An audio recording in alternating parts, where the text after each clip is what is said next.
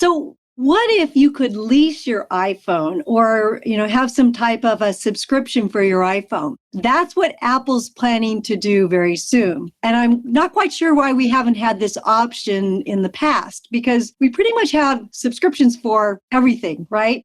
According to Digital Music News, the US household typically has 9 paid subscriptions across everything from videos, music, games. I think it's kind of low myself. But anyway, this story is intriguing to me and is my curious and quirky topic for this month, because I believe that there are lessons that B2B companies can borrow from Apple.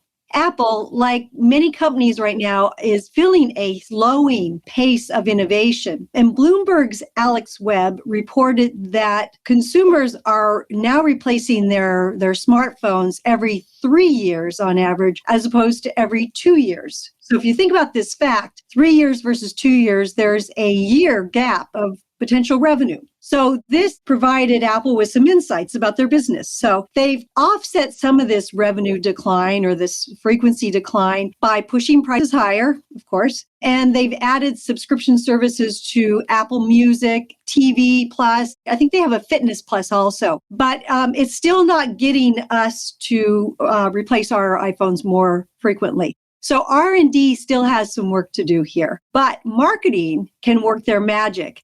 So if Apple decides to use this new pricing strategy by offering a subscription, consumers will pay a flat monthly fee. And what we'll get is a cadence of new devices on a regular basis. So according to Bloomberg, this subscription model will allow Apple to lock consumers into their franchise and make them less likely to switch to Androids or anything else. So it may also increase people's frequency of turning in their old phones. And Apple may have a more predictable revenue stream. There's also a few more benefits. When people turn in their old phones, Apple can have them refurbished and resell them. So they have even more revenue and they look like good guys, like they're saving the earth by recycling these devices. So there doesn't seem to be much downside. And in fact, there's actually a deeper, more emotional set of benefits too. When you have a subscription or a membership, not only is it more convenient, but it makes you feel like an insider. And typically, we feel like VIPs when we have exclusive access to products, services, information.